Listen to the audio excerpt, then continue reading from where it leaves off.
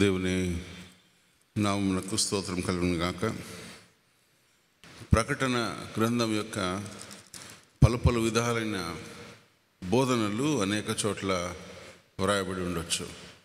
ప్రకటన గ్రంథ ప్రచురణలు అనే మాట వింటున్నప్పుడల్లా ఇట్ ఎంకరేజెస్ అస్, రివైవ్స్ అస్.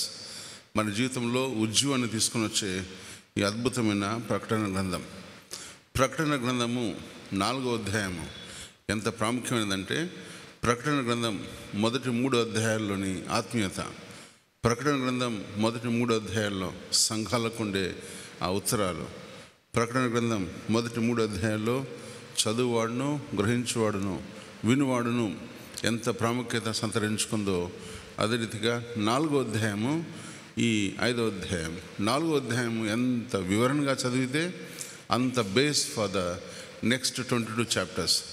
రానున్న 22 అధ్యాయాలకు ఒక అద్భుతమైన ఒక పునాది 4వ అధ్యాయం. ఈ 3 అధ్యాయాలు ప్రకటన గ్రంథం యొక్క వివరణ, సంఘాలకు ఉత్తరాలు రాయించబడ్డాయి. 4వ అధ్యాయం నుంచి 22వ అధ్యాయం వరకు, అంటే 404 వచనాల్లో ఈ 3 అధ్యాయాల వచనాలు తీసేస్తే మిగతా వచనాలు చాలా ప్రాముఖ్యమైనవి. ఒక విధానం చెప్పాలంటే, బిర్యానీకి బేస్ ఏదొస్తుందంటే ఇంగ్రీడియంట్స్ అని కొంతమంది, మటన్ అని కొంతమంది, కుక్ అని కొంతమంది దానిలో వేసే పదార్థాలను కొంతమంది, దాని కింద మంట అని కొంతమంది, దాని రుచికరమైన ఆ మాంసం అని కొంతమంది చెప్తూ వచ్చే విధానాల్లో ఈ డెఫినెట్గా చెప్పే అద్భుతమైన మాటలే ప్రకటన గ్రంథము 4వ అధ్యాయం నుంచి 22వ అధ్యాయంలోని బేస్. ఈ బేస్ ఎప్పుడైతే నేర్చుకుంటామో ఎంటైర్ బైబిల్ ఆది కాండం నుంచి ఈ యొక్క ప్రకటన గ్రంథం ముందు యూదా పత్రిక వరకు వంచబడిన అద్వితీయమైన చరిత్ర అంతా దీంట్లో రాయబడింది.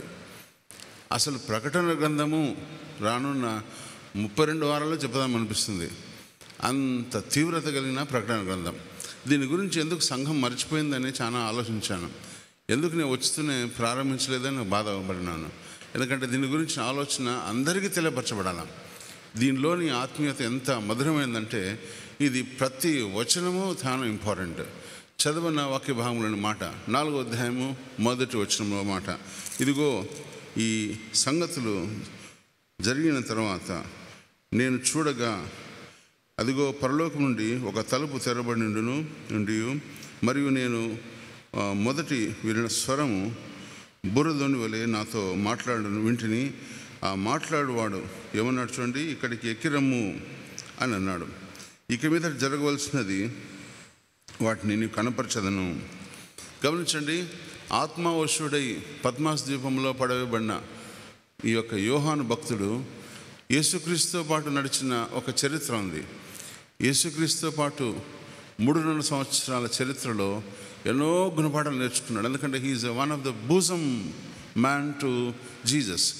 యేసుతో నడిచిన వ్యక్తి, యేసుతో ప్రయాణం చేసిన 3 వ్యక్తుల్లో ఈ 3 వ్యక్తి చాలా ప్రాముఖ్యమైనది. ఒక వ్యక్తి పేతురు, యోహాను, యాకోబు.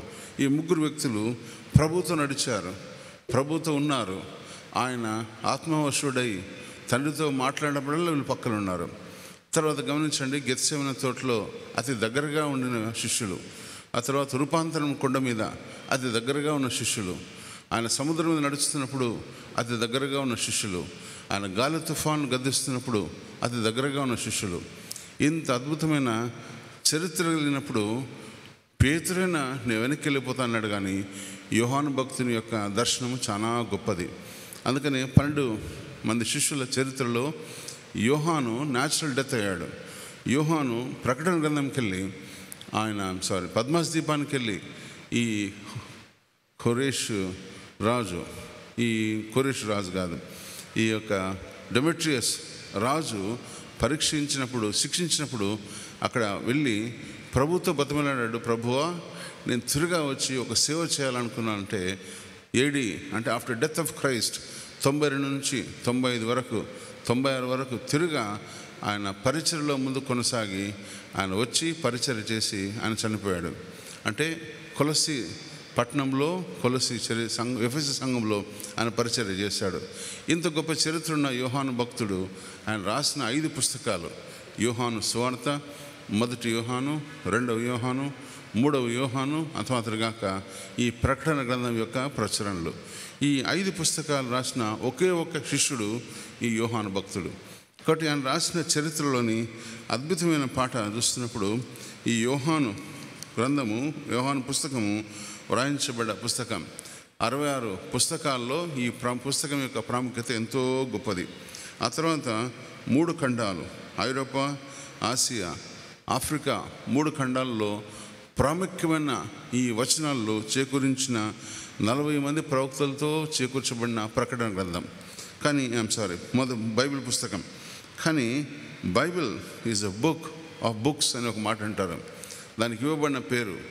అన్ని పుస్తకాల ప్రపంచంలో it gives us information.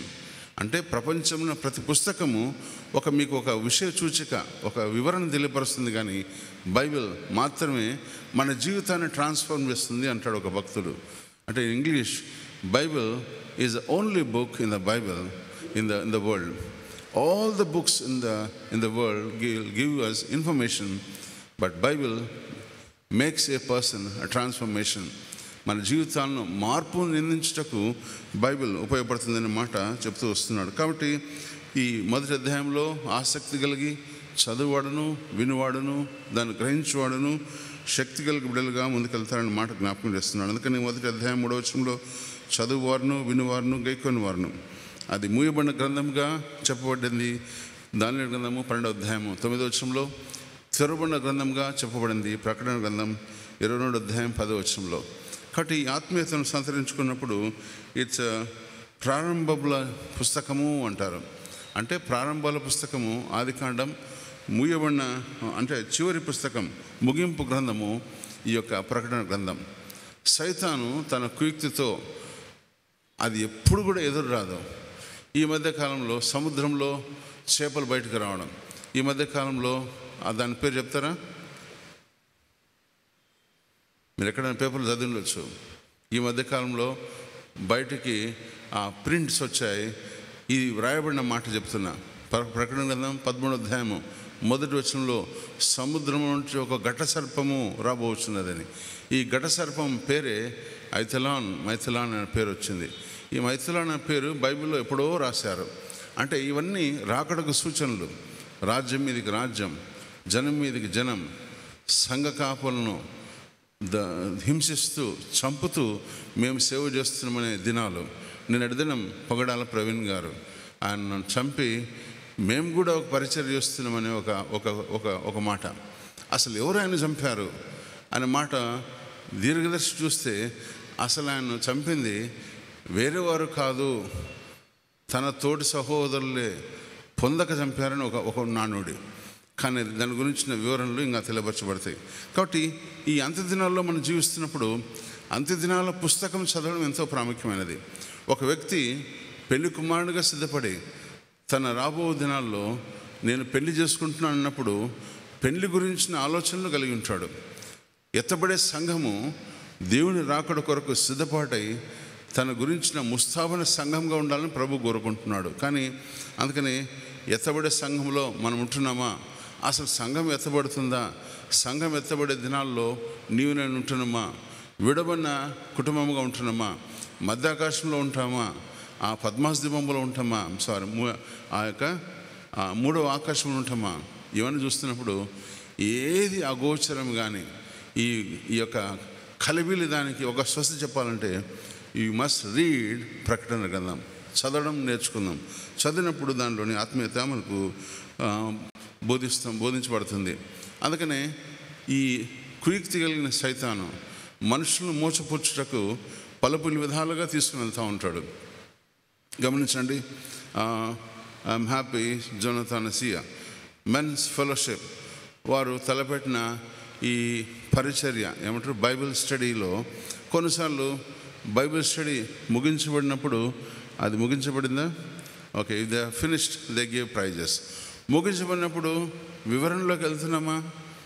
Bible పిల్లలకు చదువుతున్నామా అంటే ఎస్ చదువుతున్నాం. వివరణలో అంటే మాట జ్ఞాపకం చేస్తాం. అందుకనే ప్రకటన గ్రంథం 4వ అధ్యాయం 1వ వచనంలో తలుపు తీయబడినప్పుడు అనే మాట ప్రకటన గ్రంథంలో రాయబడిన ప్రతి మాటకు there is a depth in every word అనే మాట జ్ఞాపకం చేస్తూ ఉన్నా. అందుకే 4వ అధ్యాయంలో చదవన్న 7వ వచనంలో చదవబడిన ఈ 4 ఈ యొక్క దేనికి సూచన? మొదటి చూడండి 7వ వచనం చదువుతారన్నా. మొదటి జీవి సింహం వంటిది, 2వ జీవి దూడ వంటిది, 3వ జీవి మనుషుని ముఖం వంటిది, 4వ జీవి ఎగురుచున్న పక్షిరాజు వంటిది. ఈ 4 అగైన్ సింబలైజెస్ 4 గాస్పల్స్: మత్తయి సువార్త, మార్క్ సువార్త, లూకా సువార్త, యోహాను సువార్త. ఈ 4 సువార్తల గురించిన ఈ అద్భుతమైన మాటలు ఇక్కడ రాయబడ్డాయి. అసలు ఎవరు రాయించారు? పరిశుద్ధాత్ముడు దేవుడు. పరిశుద్ధాత్ముడు దేవుడు రాయించిన ఈ అద్భుతమైన మాటలు ప్రతి విశ్వాసి చదవాల్సిన వాడే. చదివినప్పుడు దానిలోని వివరణ, దానిలోని డెప్త్, మనం ఏం నేర్చుకుంటున్నామని చెప్పబడే ఈ అద్భుతమైన పుస్తకమే ప్రకటన గ్రంథం. కాబట్టి అందుకనే యోహాను సువార్త 14వ అధ్యాయంలో యేసుక్రీస్తు ప్రభువు వారు చెప్పిన అద్భుతమైన సత్యం, నేను వెళ్ళి మీకు స్థలం సిద్ధపరచ వెళుచున్నాను అని చెప్పిన తర్వాత 15వ అధ్యాయం, 14వ అధ్యాయం 2వ భాగం నుంచి 15వ అధ్యాయం, 16వ అధ్యాయం, 17, 18 అధ్యాయాల్లో పరిశుద్ధాత్మ గురించిన మాటలు రాయబడ్డాయి. నేను వెళ్ళిన తర్వాత మీకు ఆత్మతో మిమ్మల్ని నడిపించే ఒక వ్యక్తి వస్తాడు. ఆయన మిమ్మల్ని ఒప్పింపజేయును, నడిపించును, మిమ్మల్ని తీసుకుని వెళ్ళను. ప్రతి వాక్యంలోని వివరణ ఆయన మీకు తెలియపరచబడను. ఇక్కడ గమనించండి, పరిశుద్ధాత్మ దేవుని యొక్క మాట ద్వారానే మనం నడిపించబడుతున్నాం, మనము ముందుకు కొనసాగించబడుతున్నాం. మన ఆత్మీయ జీవితంలో there is a eye over us అనే మాట జ్ఞాపకం చేసుకోండి. మన మీద ఒక కన్ను ఉంది, ఆయన చూడగలుగుతున్నాడు, ఆయన మిమ్మల్ని చూస్తున్నాడు అని దానియేలు గ్రంథంలోనే రాయబడింది. అందుకని ఆయన దేవదూతలు పరలోకం నుంచి విశ్వాసులు గమనిస్తున్నారు. మనం ఎక్కడికి వెళ్తున్నాం, ఏం చేస్తున్నాం, ఎవరికి కంటపడకున్నా కూడా ప్రభు నేను చూస్తున్న మాట జ్ఞాపకం చేసుకోండి. అందుకని విశ్వాసం సైతం మోసపుచ్చే ఆ మాటలు వినకుండా సైతాన్ మాటలు ప్రభులో కిందికి వెళ్దాం. అందుకని ప్రకటన గ్రంథం చదువుతున్నప్పుడు ఇది తెగులు ఉన్నాయి కాబట్టి అర్థం కాదని, తెగులు ఉన్నాయి కాబట్టి నా చేత కాదని ఒక మాట చెప్పబడిన మాట. అందుకని ఇది ప్రకటన గ్రంథంలోని అద్భుతమైన సత్యాలు. ఇంకా ముందుకెళ్తున్నప్పుడు ఈ మాటలు వ్రాయించబడుతున్నప్పుడు నేను మీకు ఒకసారి జ్ఞాపకం చేశాను. ఈ ప్రకటన గ్రంథము రూపాంతరము చెందినప్పుడు యేసుతో ఉన్నాడని యోహాను భక్తుడు, తర్వాత ఆయన పేతురు యోహాను పిలిచినప్పుడు ప్రభు ఉన్నాడు, ప్రభుతో ఉన్నాడు, ఆయన ఎత్తబడిచినప్పుడు ప్రభుతో ఉన్నాడు, సంఘం విస్తరించబడుతున్నప్పుడు ప్రభుతో ఉన్నాడు, చివరి మాటలు నేను వెలుచున్నాను చెప్పినప్పుడు ప్రభుతో ఉన్నాడు. ఆయన వస్తున్నాడు పోతున్నాడు అనే మాట తిరిగి ఆయన జకర్యా గ్రంథం 14వ అధ్యాయం 4వ వచనంలో నేను తిరుగా రాబోచున్నాను అని చెప్పిన అద్భుతమైన సత్యం. కాబట్టి old testament is base for the new testament.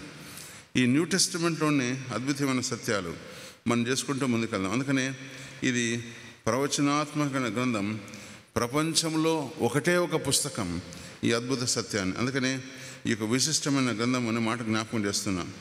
ఈ యొక్క ఈ విచిత్రమైన గ్రంథము, విశిష్టమైన గ్రంథము పద్మాస్ దీవులో ఒక భక్తుని ద్వారా రాయబడిన మాటను ప్రభు జ్ఞాపకం చేస్తున్నాడు. అందుకనే ఆయన రూపాంతరము పొందిన అనుభవంలో ఉన్న యోహాను భక్తులు చెప్పిన అద్భుతమైన సత్యాలు.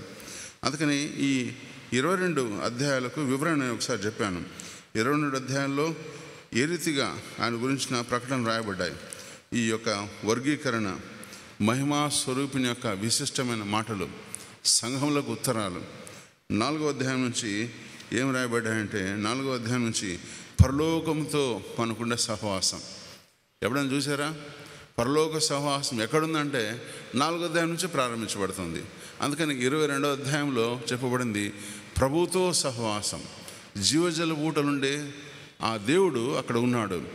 జీవజల ఊటలు కలిగిన అక్కడ యేసుక్రీస్తు ప్రభుల వారు ఆయనే వెలుగై ఉన్నాడు. జీవజల ఊటలు కలిగిన ఆ నదిలో మనం మునగవలసిందే అని మాట ప్రభు జ్ఞాపకం చేస్తున్నాడు. అలాంటి దేవుడు నీకు ఒక కొత్త పేరు ఇవ్వాల్సి ఇస్తాడు అని మాట ప్రభు జ్ఞాపకం చేస్తున్నాడు. అందుకని అక్కడ పెరిగే చెట్లు 12 నెలలు కాపుచ్చును, అక్కడ స్వస్థపరిచే యేసుక్రీస్తు ప్రభుల వారు ఉన్నారు. కాబట్టి ఇక మీదట దెర్ ఇస్ నో డెత్ అనే మాట ప్రభు జ్ఞాపకం చేస్తున్నాడు. అందుకని మరణం మీ మీద ఇక మీదట రాజ్యం ఎలదు అని చెప్పాడు. ఎక్కడ చెప్పాడు? 1 కొరింథీ 15వ అధ్యాయం 52 నుంచి 58 వచనాల్లో. ఇలాంటి అద్భుతమైన మాటలు మనం నేర్చుకుంటూ కూడా ప్రకటన గ్రంథమును చదవకపోవడం అనేది ఒక సాడ్ పాయింట్ అన్నమాట జ్ఞాపకం చేస్తూ ఉన్నా. అందుకని ఇది విశిష్టమైన గ్రంథము, వివరణాత్మకమైన చరిత్ర కలిగిన గ్రంథము. ఈ వివరణాత్మకమైన చరిత్ర కలిగిన గ్రంథంలో ప్రభు జ్ఞాపకం చేస్తున్నాడు మరొకసారి ఈ 4వ అధ్యాయము 1వ వచనంలో రాయబడిన అద్భుతమైన సత్యాలు. ఈ అద్భుతమైన సత్యాల్లో మనం నేర్చుకుంటూ ముందుకెళ్దాం. 1వ వచనము 4వ అధ్యాయం. నేను చూడగా, గమనించండి, ఈ సంగతులు జరిగిన తర్వాత అంటే అప్పుడు మనం ఏం సంగతులు జరిగాయి ఎప్పుడైనా మనం అడుగుతుంటామా? చిన్నపిల్లలు కథలు చెప్తూ ఉంటారు, ఆ తర్వాత అంటుంటారు. ఆ తర్వాత ఈ కాలము జేజమ్మలు స్టోరీస్ చెప్పే జేజమ్మలు లేరు. తాతల ఎవరి దగ్గర కూర్చొని కథలు చెప్పే మనమళ్ళు లేరు. మనమళ్ళు ఏడున్నారంటే ఎక్కడో దూరంలో. మనమళ్ళు ఏడున్నారంటే మా దగ్గర లేరు సార్ అంటారు. అందుకని తాతలు యవనస్తులు అయిపోయారు. ఎందుకు? కథలు చెప్పలేకుండా. We are not able to tell the stories. అందుకని గమనించండి, ఈ ప్రకటన గ్రంథము గురించిన అద్భుతమైన సత్యాలలో మర్మాల గురించి త్రిత్వములో ఆయన రాసిన ఈ యొక్క అద్భుతమైన మాటలు. కనుకనే ఇందాక చక్కని పాట పాడారు, గెత్సెమనే తోటలో ప్రభువా నువ్వు నాకు నేర్పించిన ప్రార్థన. మీకు తెలుసా, త్రిత్వములో ఆది కాండంలో జగత్తు పునాది వేయబడకుందే ఎఫెసీయులకు రాసిన పత్రిక 1వ అధ్యాయం 7-8 వచనాలు రాయబడిన అద్భుతమైన మాటలు. నిన్ను నన్ను దేవుడు ఏర్పాటు చేసుకున్నాడు, నీ పేరు పెట్టి పిలిచాడు, నీ కోసం ఏర్పాటు చేసిన ఈ అద్భుతమైన ఈ దేవుడు చేసిన ఈ లోకంలో నువ్వు నేను జీవిస్తున్నాం. కాబట్టి ఈ లోక ప్రయాణము కొంత మట్టుకే బెత్తడైన మన జీవిత ప్రయాణంలో ప్రభుతో చిరకాలం జీవించటకు ఇట్స్ బేస్ అన్నమాట. మీకు తెలుసు, సునీత విలియమ్స్ గారు 9 రోజుల ప్రయాణంను 8 నెలల ప్రయాణముగా ఆమె పైనుంచి కిందికి దిగి వచ్చింది. ఆమెకు రోజు ఇవ్వాల్సిన $150 ఐ థింక్ క్యాలిక్యులేట్ చేస్తే మనకు ఇండియన్ రూపీస్లో 3,000 కోట్ల రూపాయలు, 30,000 కోట్ల రూపాయలు ఈ ఆమెకు ఇవ్వాల్సిన గవర్నమెంట్లో. షీ బార్గైన్డ్ విత్ ఎలాన్, ఆయనతో బార్గైన్ చేసింది. 16,000 కోట్ల రూపాయలు ఖర్చు పెట్టి కిందికి వచ్చింది. మిగతాదంతా ఆమె ఏం సంపాదించిందంటే జీరో. నేను మళ్ళొకసారి జ్ఞాపకం చేస్తున్నా, ఇన్కమ్ ట్యాక్స్ అంతా పోతే మిగిలింది ఏం లేదని ఆమె దగ్గర.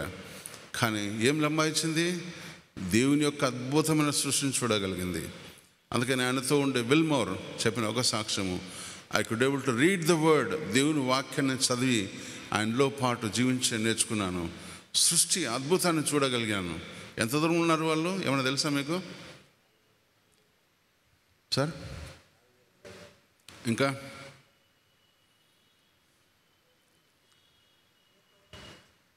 ఓకే, ఇంకా ఎనీ క్లారిఫికేషన్? ఈ నుంచి మీకు నాగ్పూర్ ఎంత దూరం ఎప్పుడైనా తెలుసారా? గూగుల్ చేసి చూస్తారా?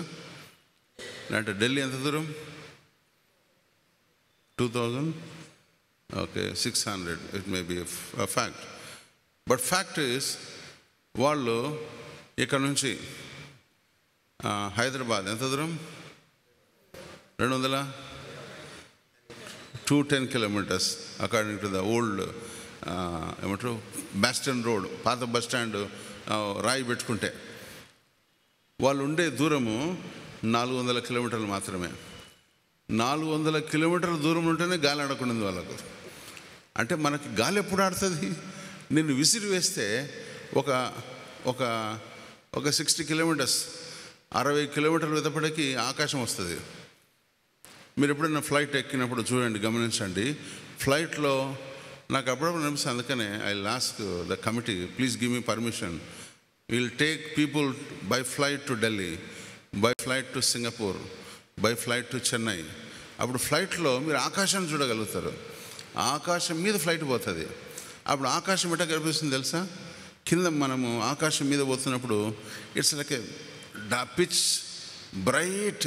అక్కడ సూర్యుడు అక్కడ కూడా బ్రైట్గా ఉంటాడు. కింద ఏమో భయంకరంగా వర్షము, ఎంత తుఫాను కింద జుయ్యని పైకి వెళ్ళిపోతున్నాయి. ఆకాశం పైకి పోతే ఆడ వర్షం ఉండదు, బ్రైట్ సన్ ఉంటుంది. ఎంత ఆశ్చర్యం అవుతుందంటే ఇది సృష్టి ఇదేనా అనిపిస్తుంది. ఇంకా ఇమాజిన్ 9 నెలలు వారు అక్కడ ఉన్నప్పుడు వారికి ఎట్లా అనిపిస్తుంది? There is a space station is there in heaven. అక్కడ గ్రహంలో ఉంది, స్పేస్లో. అది ఎవరు చేయించారు? మళ్ళీ జపాన్, మళ్ళా రష్యా, మళ్ళా అమెరికా, మళ్ళా ఇండియా. ఈ స్పేస్ స్టేషన్లో ఉండే ఈ 5-6 గ్రాంతాలు అన్నీ తిరుగుతుంటాయి. కానీ స్పేస్ స్టేషన్కు ఉల్లిగడ్డలు, ఎల్లిపాయలు, మాంసము, ఈ చికెన్ ఇవన్నీ సప్లై చేసేది ఒక స్పేస్ స్టేషన్ పేరు ఆడే ఇలాన్ మస్క్. ఇలాన్ ఏం చేశాడు? I will bring them back అన్నాడు. మనం చాలా ఈజీగా అనిపిస్తుంది. మీ పిల్లలు సెంట్ జోసెఫ్ స్కూల్ నుంచి తీసుకొచ్చినట్టు ఒకటి తీసుకొస్తున్నాడు. ఇప్పుడు అంత బాగుంది కదా. తీసుకొచ్చినా కూడా ఎంత ఛార్జ్ చేసినా తెలుసా? 16,000 కోట్ల రూపాయలు.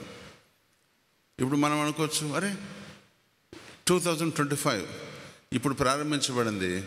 జపాన్ వారు ఒక స్పేస్ షటిల్ కనుక్కుంటున్నారు. 2050కి నేనుంటానో ఉండనో, మీరు ఉంటారు ఉండరు తెలియదు, కానీ ఆ 2050కి మన పిల్లలు బటన్ నొక్కితే జొయ్యి అని అడిగిపోతారు. దిల్ గో టు మూన్కు మనిషి నిచ్చెన వేస్తున్నాడు. కానీ దేవుడు చేసిన మనిషి ఇంత ఆలోచిస్తుంటే, దేవుడు నిన్ను నన్ను చేసిన వ్యక్తి ఈరోజు నిన్నటి దినము సుశీల పీటర్స్ కుమారుడు చనిపోయాడు. We don't know the reality. అలాంటి తెలియని మన బ్రతుకులు, రేపు ఏం జరుగుతుందో తెలుసుకోలేని మన జీవితాలు ఎందుకండి విర్రవీగిపోవడం?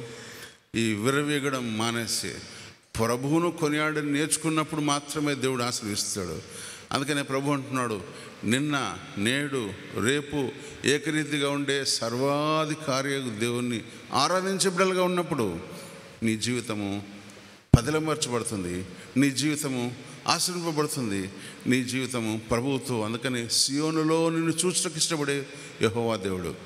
యోహాను సువార్త 5వ అధ్యాయం 27-28 వచనాల్లో, కీర్తనలు 49వ కీర్తన 27-28 వచనాల్లో ఆయన రాయించబడిన సృష్టికర్త అయిన దేవుడు, మరణానికి అధిపతి అయిన దేవుడు, మరణం మీద ఆయన చేసిన ఒక అద్భుతమైన ప్రకటన. ఓ మరణమా నీ ముల్లెక్కడ? ఇంత గొప్ప దేవుని విడిచిపెట్టి we are all running for our own benefits. నాకేం దొరుకుతుందని ప్రయాసపడే ఈ తుచ్చ మానవ జీవితం నుంచి ఒక పదిలమైన స్థిరమైన యేసుక్రీస్తు చరిత్రలోకి మనం బయలుదేరి వెళ్ళడమే ప్రకటన గ్రంథం యొక్క జర్నీ. ఈ జర్నీలో మనం కూడా స్పేస్ షటిల్లో వెళ్ళిపోవాలా. ఈ స్పేస్ షటిల్ పేరే it's a kind of revolution. ప్రకటన యేసుక్రీస్తుతో ప్రయాణం. అందుకని 4వ అధ్యాయము చెప్పువాడు అనే మాట ఉంది. చూడండి, ఈ సంగతులు చెప్పువాడు. చూడండి ఎలాంటి స్వరం వినిపించింది? బూరధ్వని లాంటి స్వని. బూరధ్వనితో ఆయన వినిపించమన్నప్పుడు ఎక్కిరా అన్నాడు. ఇది 2వ ప్రత్యక్షత. మొదటి ప్రత్యక్షత 1వ అధ్యాయంలో రాయబడింది. 1వ వచనంలో ఆయన చెప్పువాడు, వినువాడు, గ్రహించేవాడును ధన్యుడు. అనుకని ఆయన గురించిన అద్భుతమైన చరిత్ర 1 యోహాను 1వ అధ్యాయము 1వ వచనం రాయబడింది. ఏమని రాయమని చెప్పండి? 1 యోహాను 1వ అధ్యాయం 1వ వచనంలో, మేము ఏదైతే కళ్ళారా చూస్తామో, ఏదైతే దాన్ని వింటామో, ఏది తాకు చూసినామో దాన్ని మీకు తెలియజేయుచున్నాము. ఇంత అద్భుతంగా చెప్పబడిన ఈయన చరిత్రను మనం ఏం చేస్తాం తెలుసా? ఏం చేస్తాం సార్, ఇది చదవకుంటేనే మేలు. కన్ఫ్యూజన్ బుక్ అంటాం. It's not a confusion book, it's a clarity book. It gives us the cleansing spirit of the Lord. యేసుక్రీస్తు సిలువకు దగ్గరగా తీసుకుని వెళ్ళే పుస్తకం ఈ సిలువ. ఈ యొక్క దినాల్లో, లెంటన్ దినాల్లో ప్రకటన గ్రంథము ఏం బోధిస్తుంది నాకు అంటే, యేసుక్రీస్తుకు దగ్గరగా నడిచే అనుభవాన్ని బోధిస్తూ ఉంది. అందుకని ఈ సంగతులు జరిగిన తర్వాత నేను చూడగా, అదిగో పరలోకమందున్న ఒక తలుపు తెరబడి ఉండెను. ఈరోజు నేర్చుకుందాం. మనము ఏం నేర్చుకుందామంటే, యేసుక్రీస్తు ప్రభుల వారు మనతో ఏం మాట్లాడుతున్నాడు, ఆయన పరలోక దర్శనంలో రాయించబడ్డ అద్భుతమైన మాటలు. చూడండి, భూమిపై 7 నెలల శ్రమలు అసలు ఉంటాయా? ఇది ఈరోజు నేర్చుకునే టాపిక్. భూమిపై 7 నెలల శ్రమలు ఉంటాయా, వస్తాయా? ఖచ్చితంగా అనే మాట చెప్పబడే మాటలు. అందుకనే గమనిస్తూ ముందుకెళ్దాం. ఈ 4వ అధ్యాయం 1వ వచనంలో రాయబడిన మాట, నీవు నేను చూడగా అనే మాట చూడండి. ఈ మాటలు చూస్తున్నప్పుడు ఈ 7 సంవత్సరాల మధ్యకాలం ముందు, ఈ 7 సంవత్సరాల మధ్యకాలం అంటే మీరు మళ్ళీ దానియేలు గ్రంథంకి వెళ్ళాలా. దానియేలు గ్రంథంలో 70 వారాల ప్రవచన ప్రకటనలు రాయబడ్డాయి. అంటే గమనించండి, 69 వారాలు అయిపోయాయి. చివరి వారంలో మనం ఉన్నాం. నేను మీకు ముందే చెప్పాను, ప్రకటన గ్రంథం యొక్క అద్భుతమైన చరిత్ర దానియేలు గ్రంథం 3వ అధ్యాయం 2వ అధ్యాయంలో అద్భుతంగా రాయబడింది. ఈ తల, ఈ యొక్క భుజాలు, ఆ తర్వాత నడుము, తొడలు, ఆ తర్వాత కింద పాదములు, వేళ్ళు, ఈ కనపడని ఒక రాయి వచ్చి దాని మీద పడగా అది తుత్తునిలుగా చేయబడి కిందికి రాలిపోయింది. అంటే గమనించండి, యేసుక్రీస్తు ప్రభుల వారు ఆయన ఎందుకు ఈ మాట చెప్తున్నాడు మీకు మళ్ళా జ్ఞాపకం చేస్తా. అసలు ఈ దినాల్లో బాబేలు చరిత్ర చెప్పడం బాగుండదు, కానీ బాబేలు గోపురముకు సాదృశ్యంగా మన జీవితాలు ఉన్నాయి. బాబేలు గోపురం, ఒకటే మాట, ఒకటే జాతి, ఒకటే కార్డు, ఒకటే ఐడి కార్డు. మీకు మతకొస్తుందా? ఎవరు చెప్పారు ఈ మాట? The great man Modi. ఎప్పుడైతే అది చెప్పబడుతుందో, ఎప్పుడైతే అది తిరగ రాయబడుతుందో, అప్పుడు ఒక రాయి ఇచ్చి పడుతుంది. ఆ రాయే రెండవ రాకడ సూచన. ఎప్పుడైతే 666 అని రాయబడుతుందో, ఎప్పుడైతే నీ నొసట్లో అది వేసుకుంటావో, ఒక దేవుడు కూడా ఎదురు చూస్తున్నాడు. ఎందుకంటే ఇంక సృష్టి కోరుతుంది. మనుషులు ఎంత చెడిపోయారంటే, పాప ప్రపంచంలో జీవించే మన జీవితాలు అసలు కేవలము మట్టివారు, ఒట్టివారు, కానీ వారి కేవలం ఆలోచనలు ఎట్లాంటివి? చెడ్డవి అని ఆదికాండం 3వ అధ్యాయంలో రాయబడినాయి. ఈ చెడ్డ తలంపులతో ఉండే మానవ జీవితాలు, చెడ్డ బ్రతుకులు, చెడ్డ తలంపులు, ఒక చూపు, ఒక ఆలోచన, ఒక విధి విధానాల్లో మనం ఏం నేర్చుకుంటున్నాం? నథింగ్. ఈ నథింగ్ను దేవుడు ఒక అద్భుతంగా సృష్టించక ఇష్టపడుతున్నాడు. అందుకని గమనించండి, ప్రకటన గ్రంథం 4వ అధ్యాయంలోని ఈ మాట చూస్తున్నప్పుడు 2-3 అధ్యాయాల్లో యేసుక్రీస్తు ప్రభుల వారు చెప్పిన అద్భుతమైన మాటలు, జరిగిన సత్యాలు, సంఘమునకు ఈ యొక్క దేవునికి జరిగిన ఈ కాన్వర్జేషన్. 4వ అధ్యాయంలో వచ్చేటప్పటికి, ఈ 4వ అధ్యాయం నుంచి 22వ అధ్యాయం వరకు ఈ యేసుక్రీస్తు ఆయన సంఘము నుంచి చెప్తూ వచ్చిన అద్భుతమైన మాటలు. అందుకని ఈ సంగతులు జరిగిన తర్వాత, అంటే సంఘములతో దేవుడు మాట్లాడిన మాటలు 1వ అధ్యాయం నుంచి 3వ అధ్యాయం వరకు ఆ ప్రయాణంలో ఏ సంఘము ఎలాగ వివరించబడింది అని మీకు గత వారం చెప్పాను. ఈ సంఘాల వివరణలో మరణాన్ని ఎప్పుడు దేవుడు ప్రజలించి వస్తున్నాడు. అందుకని తుయతైనా సంఘము, ఇంకా తర్వాత సార్దీస్ సంఘము, ఆ తర్వాత ఫిలదెల్ఫియా సంఘము, లవోదికయ సంఘము, ఈ సంఘాల్లో దేవుని ప్రేమను విడబడిన సంఘము అని మాట ప్రభు జ్ఞాపకం చేస్తున్నాడు. అందుకనే మొదటి సంఘ చరిత్ర నుంచి రాయబడిన అద్భుతమైన మాటలు, ఈ 7 సంఘాల్లో సంపూర్ణ సంఖ్యను తెలియపరచబడతా ఉంది. అసలు మన సంఘం పేరు ఇక్కడ ఉందా? లేదు. కానీ ఈ సార్వత్రిక సంఘంలో ఒక సంఘంగా మనం చేర్చుకోవచ్చు. ఒకవేళ అలాంటి సంఘంలో ఉందా, అలాంటి సంఘ చరిత్రలో మన సంఘం ఉంటుందా అన్న మాట చూస్తూ ముందుకెళ్దాం. కాబట్టి మొట్టమొదటిది సంఘం చెప్పాను, ఎఫెసస్ సంఘం. ఎఫెసస్ సంఘం గురించి ఏం చెప్పాను నాకు ఉందండి?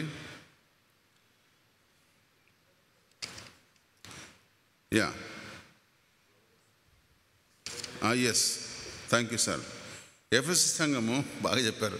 లవ్లెస్ చర్చ్, ప్రేమలేని సంఘము. తర్వాత స్ముర్ణ సంఘము, లాస్టింగ్ చర్చ్. పెర్గమ్ సంఘము, ఆ తర్వాత సానుకూలత కలిగిన సంఘం, లీనియన్ చర్చ్. తుయతైరా సంఘము దుష్ట సంఘం అని, సార్దీస్ సంఘము నిర్జీవన సంఘం అని, ఫిలదెల్ఫియా సంఘము ప్రేమ లేని సంఘమని, ఆ తర్వాత ఇంకా లవోదికయ సంఘము లూక్వామ్ చర్చ్. అంటే ఏం సంఘము? నులివెచ్చిన స్థితి కలిగిన బిడ్డలుగా మనం ఉంటున్నామా? ఇది ప్రాక్టికల్గా నేను ఎప్పుడో చెప్పగలను. ఎప్పుడో మేము ఇప్పుడు కాదు, యూత్ ఫర్ క్రైస్ట్లో పరిచయం చేస్తున్నప్పుడు ఒక నోబుల్ అన్న ఫ్యామిలీ కింద ఉన్నప్పుడు, it's kind of Gandhi towers last Netaji పక్కల గాంధీ టవర్స్ ఉంటున్నప్పుడు ప్రేమ లేని కుటుంబాలు అప్పుడే చూశాను. ఒక ఒక ఒక ఒక కుటుంబం బాధించబడుతున్నప్పుడు పక్కన క్రిస్టియన్ కుటుంబం తలుపులు గట్టిగా వేసుకొని పైన బోల్ట్ పెట్టి కింద బోల్ట్ పెట్టి, అరే బయటకు వస్తే మనం కూడా పిలుస్తారా అని, అలాంటి ప్రేమ లేని కుటుంబాలు ఇంకా ఉన్నాయి. సహాయమునకు రాని కుటుంబాలు ఎన్నున్నాయి. ఒక వ్యక్తి రోడ్డు మీద పడి చచ్చిపోతే ఒకడంటాడు, నేను ఏదైనా మాట్లాడుతూ, ఒక పశువు కన్నీళ్ళు గాడుస్తుంది, సృష్టి విలువలాడుతుంది, కఠినాత్మల మనిషి కదలడు. అందుకని యేసు ప్రభు ఎప్పుడో చెప్పారు, ఒక వ్యక్తి కొట్టబడినప్పుడు ఎవరు విడిచిపోయారు? పరిసయ్యుడు, శాస్త్రుడు, మూడో వ్యక్తి సమరయుడు. సమరయుడు వచ్చినప్పుడు అతనితో ఉన్నాడు. యేసుక్రీస్తు సమరయునిగా ఈ లోకానికి వచ్చాడు. అందుకని ఆయన అసలు అద్భుతమైన మాట ఈ ప్రకటన గ్రంథంలో రాయబడింది. మన జీవితాలు అవతల వైపు ఉన్నాయి. ఎక్కడ? గేట్ అవతల, ఊరి గమిలో ఉంచబడిన సంఘం. ఇప్పుడు మనకు ఉండే సంఘం ఒకప్పుడు ఆ ఊరి బయట ఉండే సంఘం ఈరోజు ఊరి సెంటర్ అయిపోయింది.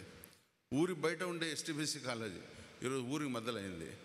ఊరికి అవతల ఆయన సిలువబడ్డాడు, కానీ ఆయన సెంటర్ పాయింట్లో సిలువబడ్డాడు. ఆయన చరిత్రనే ఒక చరిత్రాత్మకంగా పుట్టాడు. ఎప్పుడైనా గమనించండి, చరిత్రలో మధ్యలో పుట్టాడు యేసుక్రీస్తు ప్రభువు వారు. మీరు అనొచ్చు, అక్కడేమి పుట్టాడు? యెరూషలేమును మీరు పటాన్ని మీరు పెట్టి చూడండి.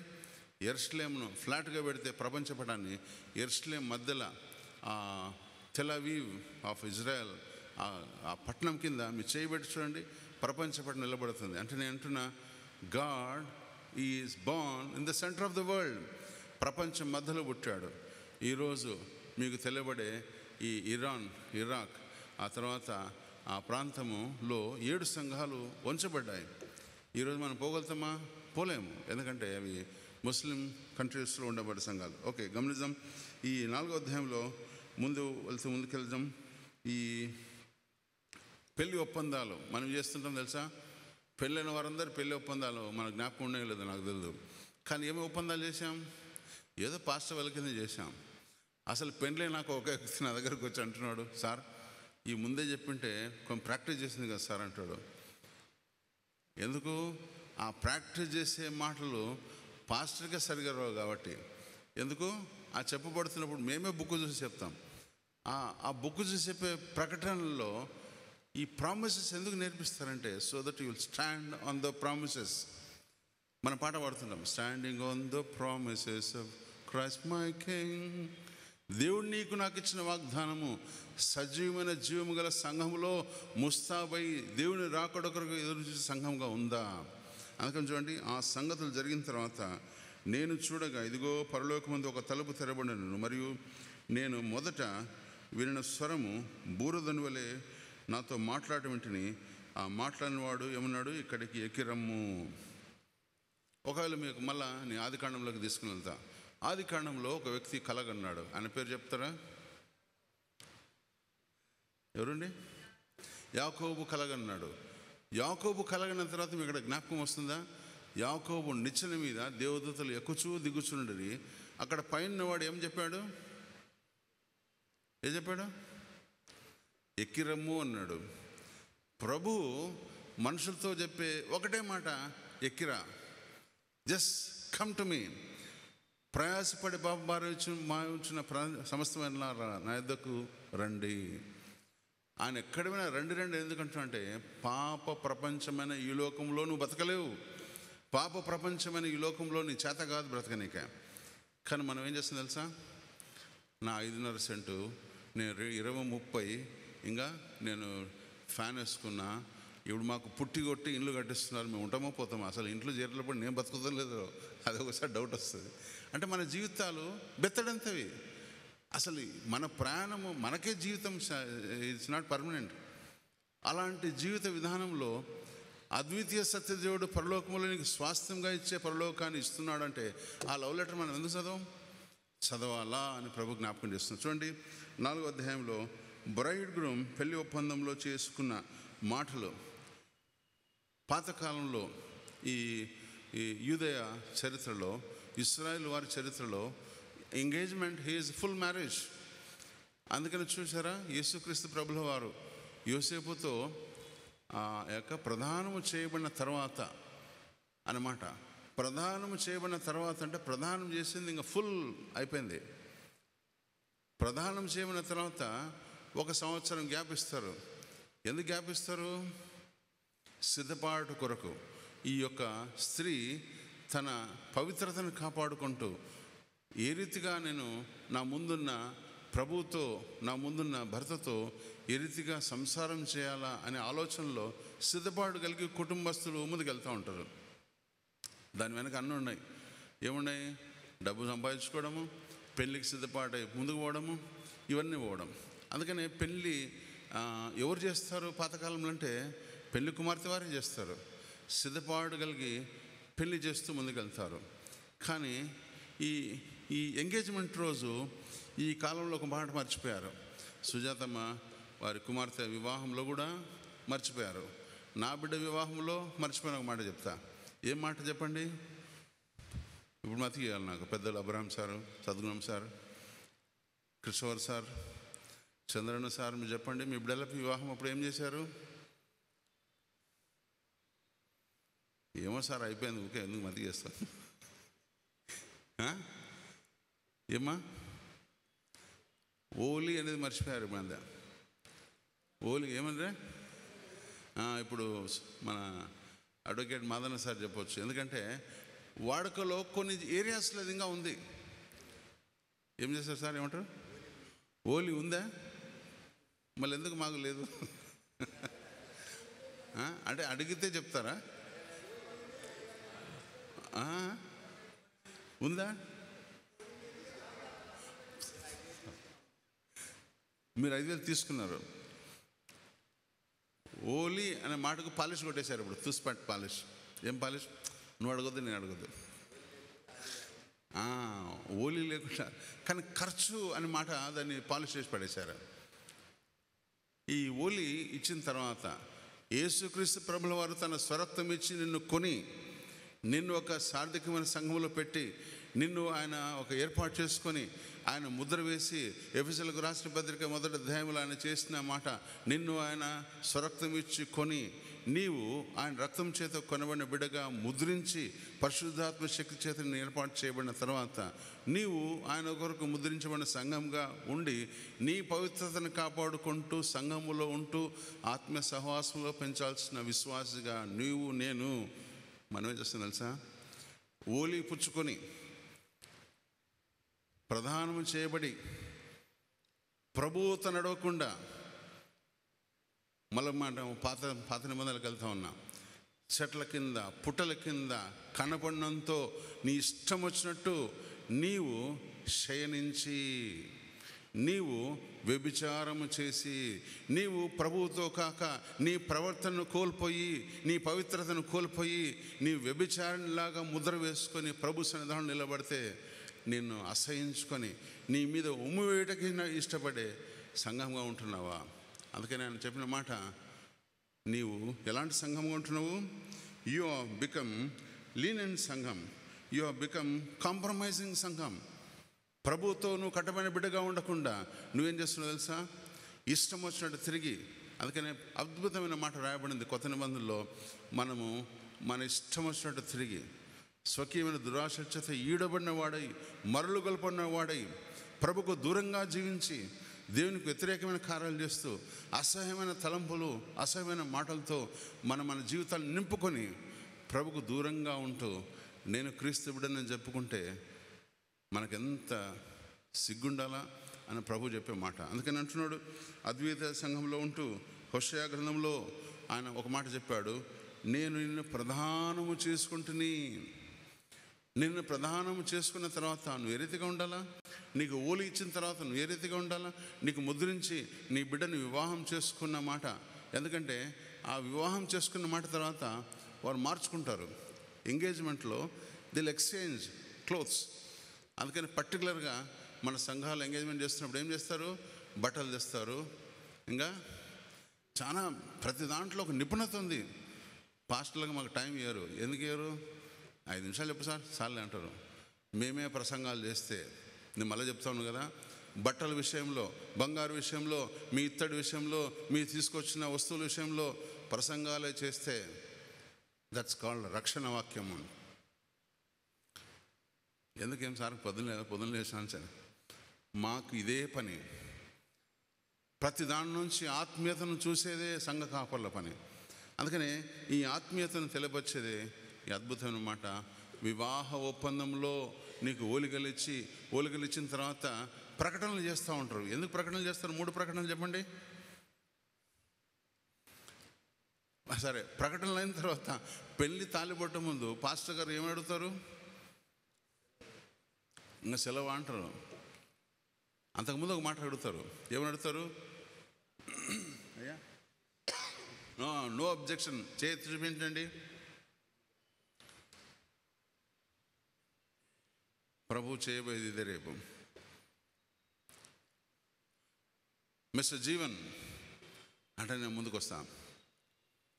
నీవు నా తండ్రి చిత్త ప్రకారము దేవునితో పాటు జీవించడానికి ఇష్టపడ్డావా? ఎస్ ప్రభు, నేను ఫుల్ టైం సేవ చేసినాను, చిన్నప్పటి నుంచి ఎత్తుకొని తిరిగినా. కానీ నీ క్రియలు చెడ్డమైనందున, నీ ప్రవర్తన సరిగా లేనందున, నీవు దేవుని దృష్టికి యోగ్యంగా లేనందున ఇదిగో నీ కొరకు నరకం సిద్ధంగా ఉందంటే, అబ్బా బలవే మా పాస్టర్.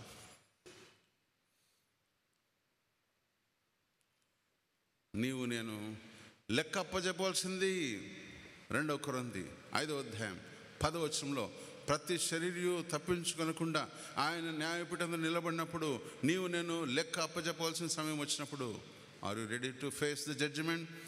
రాకడొస్తే బాగుంటుంది, రాకడ వచ్చినప్పుడు నీ కథ బయటపడుతుంది. రాకడ వచ్చినప్పుడు నీ బెంచ్ సాక్ష్యం ఇస్తుంది. రాకడ వచ్చినప్పుడు నీ చుట్టూ గోడ సాక్ష్యం ఇస్తుంది.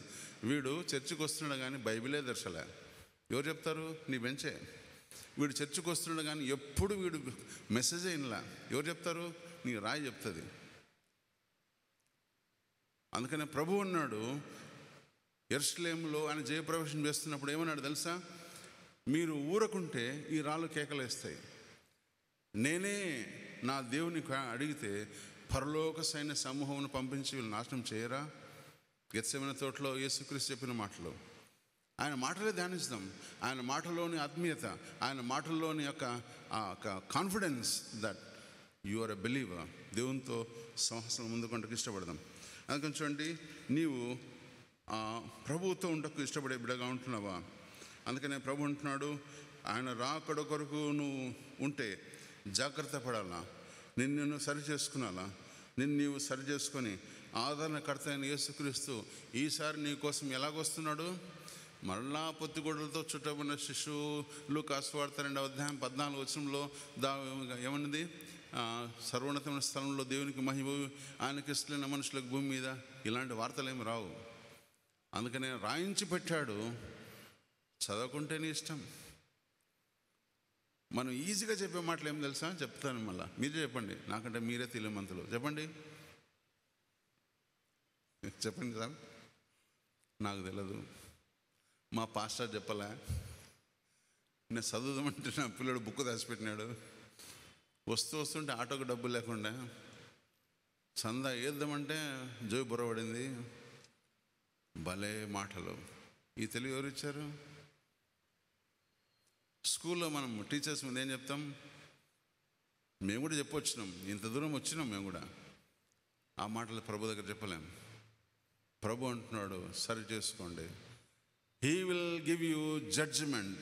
ఆయన తీర్పు తీర్చే కాపరిగా వస్తున్నాడు. ఆయన 7 ఏళ్ల పరిపాలనలో మనం ఎత్తబడతామా? ఖచ్చితంగా ఎత్తబడతాం.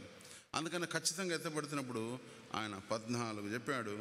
ఇవన్నీ నేను ఇప్పుడు మీతో చెప్పలేను, కానీ కొన్ని మాటలు చెప్పి నేను సందేశాన్ని ముగిస్తాను. గమనించండి, 7 సంవత్సరాల శ్రమల కాలంలో మిడ్ ట్రిబులేషన్లో అబ్రహాం చేర్చబడ్డాడు, యోసేపు చేర్చబడ్డాడు, తర్వాత దావీదు చేర్చబడ్డాడు, ఇంకా యెషయా చేర్చబడ్డాడు, అహరోన్ చేర్చబడ్డాడు, మిరియాము చేర్చబడదు. నీవు నేను ఆయన ప్రశస్త రక్తంతో కొనబడి, నీవు నేను ఆయన ప్రశస్త రక్తం కింద వచ్చినాము. కాబట్టి మిడ్ టర్మ్ ట్రిబులేషన్స్లో మనం ఎత్తబడతాం. విడబడేవారు ఎవరు? అందుకని మత్తయి సువార్త 24వ అధ్యాయంలో ఆయన చెప్పిన అద్భుతమైన ఒక్క మాట చెప్తా. ఏమని చెప్పారు తెలుసా? నేను దొంగవలే వస్తాను. ఎవరైనా చెప్తారు ఇట్లా? చెప్పేసినాడు ఆయన, అన్నీ చెప్పేసినాడు ఆయన. మనమే చదవం. He will come like a thief in the night. రాత్రి దొంగ ఎలాగొస్తాడో అలాగో ఆయన వచ్చేటకు ఇష్టపడుతున్నాడు. అందుకనే మిద్దె మీద నుండి వాడు దిగకుండా తిరగటి రాయి విసిరివాడు ఒకడు ఎత్తబడతాడు, ఒకడు విడవబడతాడు. మిద్దె మీద నుండి వాడు ఒకడు ఎత్తబడతాడు, ఒకడు విడవబడతాడు. భార్య భర్తలు ఒకడు ఎత్తబడతాడు, ఒకడు విడవబడతారు. సార్ నేను బిజీగా తిరుగుతుంటా సార్, నా భార్య నా కోసం ప్రార్థన చేస్తుంది అంటే ఎవరెవరి కోసం చేస్తున్నారు? ఎవరి సాక్ష్యం వాళ్ళదే. నీ సాక్ష్యం నీదే, ఆయన సాక్ష్యం ఆయనదే. ఏం ప్రార్థన చేస్తుంటో తెలుసా మీ భార్య నీ కోసం? వీడు ఎప్పుడెప్పుడు చేస్తాడు, నేను అడిగింది ఏం తేడు, వీడు ఉండి వేస్ట్, అబ్బా ఎంత బాగా ప్రార్థన చేస్తుంది నా భార్య. ఈరోజు కూడా నేను చెప్తా ఒక మాట. ఆయన చనిపోయాడు, వాళ్ళ భార్య చనిపోయింది. They lived under one roof for 30 years not to talking to each other. 30 సంవత్సరాలు ఒకే రూఫ్ కింద ఉన్న భార్య భర్తలు ఒకరితో ఒకరు మాట్లాడుకోలేదు. ఇద్దరు చనిపోయారు. అలా ఎన్ని కుటుంబాలను తెలుసా? ఎంతమంది భార్యలు ఏడుస్తున్నారు, ఎంతమంది భర్తలు ఏడుస్తున్నారు, ఎన్ని కుటుంబాల్లో వినాశనం కొరకు ఎదురు చూసే బిడ్డలు ఉంటున్నారు, ఎంతమంది బిడ్డలు ప్రార్థన చేస్తున్నారు, మా అమ్మ నాన్న చచ్చిపోతే బాగుంటుంది, మా ఆస్తి అంతా మాకు వస్తుందని. ఎంతమంది ప్రార్థన చేస్తున్నారు తెలుసా? దేవుని దగ్గరకు వచ్చి చందా కూడా వేసిపోతారు. నాకెంత బాగా ఆశ్చర్యం అవుతుంది. అలాంటి విడబడే కుటుంబం ఉంటున్నావా? 1 కొరింథీ 10వ అధ్యాయంలో 50 వచనం నుంచి 55వ వచనం వరకు రాయబడిన తీర్పు విషయంలో మర్మము చెప్పాడు. ఈ మర్మము గొప్పది. మర్మాన్ని దేవుడు వివరిస్తున్నాడు. మర్మము అంటే అగోచరమైన మాటలు, తెలియపరచబడే మాటలు. మతం అంటే ఒక ఒక ఒక వివాదాస్పదమైన మాట కాకుండా ప్రభువుతో నీ యొక్క అభిప్రాయం చెప్పబడేదే మతం. అభిప్రాయమే మతం. కానీ ప్రభు అంటున్నాడు ఒక మార్గము. నీ అభిప్రాయం కాదు, ప్రభుతో నడవాలని ప్రభు కోరుకుంటున్నాడు. అందుకని ఇలాంటి మర్మాన్ని ప్రభు చెప్పవచ్చు. ఎఫెసీయులకు రాసిన పత్రిక 3వ అధ్యాయం, తర్వాత ఇంకా ముందే గలతీయులకు రాసిన పత్రిక 3వ అధ్యాయం 28వ వచనంలో ఆయన చెప్పే అద్భుతమైన మాటలు. సంఘము యేసుక్రీస్తు ఒప్పుకున్న వారు, హృదయపూర్వకంగా విశ్వసించిన వారు ఎత్తబడతారు. యేసుక్రీస్తు ప్రభుని నీ నోటితో ఒప్పుకొని ఆయన నా కోసం మృతుల్లో నుంచి లేచాడని హృదయపూర్వకంగా నువ్వు అంగీకరిస్తున్నావా అని బాప్తిసం ఇస్తాం మేము. కానీ అంగీకరించి వెంబడిస్తున్నామా? రోమీయులకు రాసిన పత్రిక 12వ అధ్యాయం 1వ వచనం ప్రకారం వెంబడించే బిడ్డగా ఉంటున్నావా? ప్రభుత్వ నిత్య సహవాసంలో ఉంటకు ఇష్టపడుతున్నామా? అలాగ ఇష్టమైన బిడ్డలను దేవుడు దీవించి ఆశ్రయిస్తున్నాడు. అందుకని విశ్వాసంలో ముందుకెళ్ళిన బిడ్డలు 70 వారాలు, దానియేలు ప్రకటనలో రాయబడిన మాటలు. 69 వారాలు అయిపోయానండి. 1 వారం 7 దినాలు మన జీవిత ప్రయాణం. అందుకనే దీని ఒక పేరు పెట్టారు, కృపాకాలం. కృపాకాలంలో కూడా చివర కింద ఉన్నాం, అడుగు గసి ఆడున్నాం మనం. ఇప్పుడు తీస్తే అయిపోతుంది. ఇంకా అంటే తిప్పివేసే జీవితాలు. అసలు ఆ చివరి అంచుల్లో మన బ్రతుకులు ఉన్నాయి. నేను ఎడిదిన మొన్న రాత్రి గాజా మీద ఇజ్రాయెల్ పడి కొంత 100 మందిని చంపేశారు. అది యుద్ధం జరుగుతూనే ఉంది. 3వ ప్రపంచ యుద్ధానికి కత్తులు నూరుతున్నారు. కానీ మనం ఇక్కడ ప్రశాంతంగా ఉండం. ప్రశాంతంగా జీవితం. పెళ్ళికి ఇచ్చొచ్చు, పెళ్ళి చేసుకోవచ్చు, ఇల్లు కట్టచ్చు, పాస్టర్లకు ఇల్లు కట్టచ్చు. వాడు ఉంటాడో పోతాడో తెలియదు. ఇన్ని దినాల్లో మనం ఉంటున్నాం. కానీ ప్రభు ఉంటున్నాడు, రాకడా సాధ్యము. దానియేలు గ్రంథం 9వ అధ్యాయం 23వ వచనంలో రాయబడిన మాటలు, అదే మాట నెరవేర్చబడింది ఈ ప్రకటన గ్రంథంలో. అందుకని 69 వారాల సంఖ్య దానియేలు గ్రంథంలో రాయబడిన మాట. ఇది ప్రకటన గ్రంథంలో చివరి వచనం రాయబడిన మాటలు. అందుకని అది ప్రకటన గ్రంథం 4వ అధ్యాయం 7వ వచనంలో ఆయన 4 జీవుల సంఖ్యలో చదవండి. You will experience the beautiful one. కాబట్టి ఈ మాటలతో నేను ఈరోజు ముగిస్తున్నా. తర్వాత నెక్స్ట్ వీక్ మళ్ళీ జ్ఞాపకం చేసుకుందాం. వీలైతే కంటిన్యూ నెక్స్ట్ మంత్ కూడా చూస్తా. ఎందుకంటే ముగించటకు నేను చాలా ఇష్టపడుతున్నా. దీనిలోని ఆత్మీయత ఎంతో మధురమైనది. అది మీకు ఇంట్రెస్ట్ ఉంటే ఇంకా ముందుకు పోదాం. పాస్టర్ గారు ఇంతటితో ఇదే తల వలిగిపోతుందంటే వద్దు ఇంకా. కాబట్టి మళ్ళీ ఒకసారి నేను అభిప్రాయం వ్యక్తపరుస్తా. సంఘస్థులతో, సంఘము పెద్దలతో నేను కంటిన్యూ చేయాలంటే ముందుకెళ్దాం, లేకుంటే నేను ఆపేసి సార్ మధ్యలో వదలొద్దు.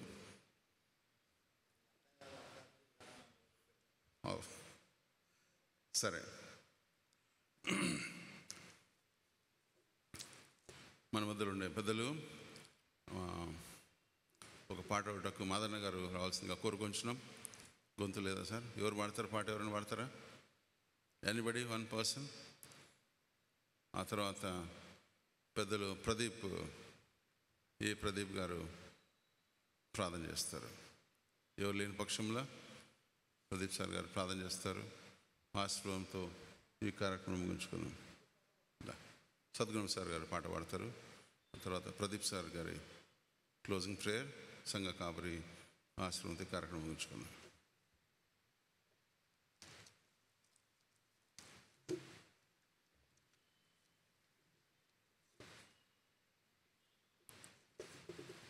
కర్మజి గారి పాట.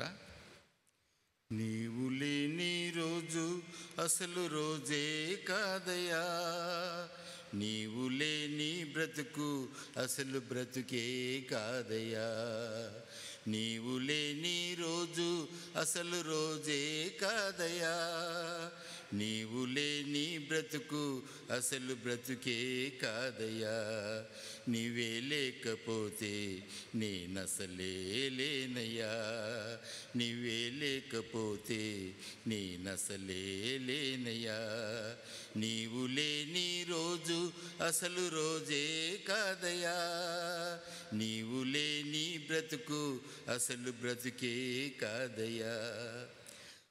బాధ కలుగు వేళలో నెమ్మది నాకిచ్చావు, బాధ కలుగు వేళలో నెమ్మది నాకిచ్చావు, నా కన్నీరు తుడిచి నా చేయి పట్టావు, నా కన్నీరు తుడిచి నా చేయి పట్టావు, నన్ను విడువనన్నావు నా దేవుడైనావు, నన్ను విడువనన్నావు నా దేవుడైనావు, నీవే లేకపోతే నేనసలే లేనయ్యా, నీవే లేకపోతే నేనసలే లేనయ్యా, నీవు లేని రోజు అసలు రోజే కాదయా, నీవు లేని బ్రతుకు అసలు బ్రతుకే కాదయా.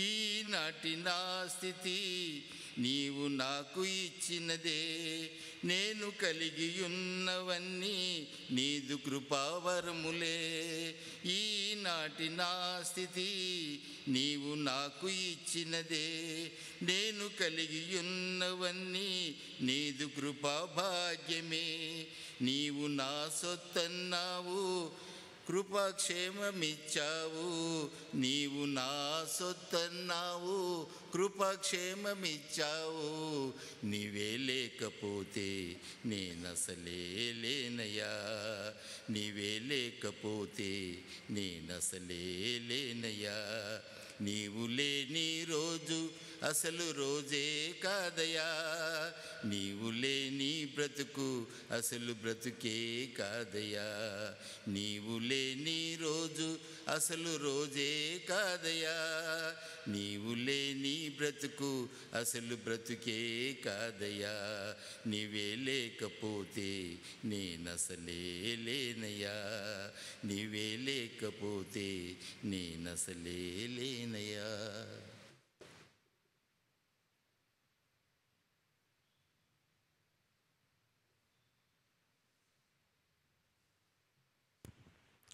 అందరూ లేచి నిల్చున్నాము, ప్రార్థించుకుందామండి. పరిశుద్ధుడా, పరలోకమున్న మా తండ్రి, మరొకసారి ఈ బుధవార కూటంలో హాజరవుటకు మాకు ఇచ్చిన అవకాశాన్ని బట్టి వందనములు, కృతజ్ఞతలు చెల్లిస్తున్నాం. ప్రభా, మరి లెంట్ డేస్లో మరి మీరు మాతో ఉండి మమ్మల్ని నడిపిస్తున్న విధానాన్ని బట్టి వందనములు చెల్లిస్తున్నాము. మరి సంఘంలో ఎంతోమంది ఉపవాస ప్రార్థన చేస్తుండగా మరి బలహీనంతో ఉన్నటువంటి వారిని కూడా మీరు భద్రపరిచి మరి వారు చేస్తున్న ప్రార్థనలో మీరు ఉండి నడిపిస్తున్న విధానాన్ని బట్టి వందనం చెల్లిస్తున్నాం. ప్రభా, మరి మీ దాసుని ద్వారా మరి ప్రకటన గ్రంథంలోని మర్మాలు మాకు తెలియపరుస్తున్న విధానాన్ని బట్టి కృతజ్ఞతలు చెల్లిస్తున్నాం. రాబో దినంలో ఇంకనూ వారిని సిద్ధపరిచి వాక్యాలను మాకు తెలుపుటకు సాయం దయచేయమని ప్రార్థిస్తున్నాం. మరి సంఘాన్ని ఆస్వాదిస్తున్నారు, సంఘంని ఇంకా ఆస్వాదించమని ప్రార్థిస్తున్నాం. నా ప్రభువా, మరి స్టాండింగ్ కమిటీని అయితేనేమి సంఘంలోని ప్రతి అంగంని మీరు ఆస్వాదించమని వేడుకొంచున్నాం. మరి ముఖ్యంగా మరి రాబో దినంలో good Friday, new year, Easter కార్యక్రమంలో మీరే ఉండి నడిపించమని ప్రార్థిస్తున్నాం. ప్రభా, మరి వారు కమిటీ కార్యక్రమంలో మీరే ఉండి నడిపించమని, మరి ఈ దినమంతా మీరే ఉండి మమ్మల్ని నడిపించిన విధానం బట్టి మరి సంఘాన్ని ఆస్వాదించమని ఈ కొద్ది విన్నపంతో మా ప్రభు అయిన యేసుక్రీస్తు పేరిట వేడుకొంచున్నాం తండ్రి. పరమ తండ్రి అయిన దేవుని ప్రేమయు, కుమారుడైన యేసుక్రీస్తు కృపయు, పరిశుద్ధాత్మలకు సహవాసమైన విశ్వాసం చూడాలి కుటుంబాలకు ప్రత్యేకంగా నీ వాక్యం విని దాని ప్రకారం జీవించడానికి నిర్ధారణ చేసుకున్న ప్రతి విశ్వాసకి, సంఘానికి ఇప్పుడు ఎల్లప్పుడు సదాకాలం తోడైను గాక. దయచేసి టీ బిస్కెట్ బయట ఉంది, తాగి వెళ్ళాల్సిందిగా కోరుకొంచున్నాం. మీ ఫ్రెండ్స్ని ఇన్వైట్ చేయండి, మీ స్నేహితులకు ఇన్వైట్ చేయండి. నేను మరొకసారి జ్ఞాపకం చేస్తూ ఉన్నా, బుక్స్ ఇస్తా అన్నా, books and pens next week ఇవ్వబడతాయి, మీరు రాసుకోవచ్చు. So that you can memorise, meditate, move on with the word of God. God bless you.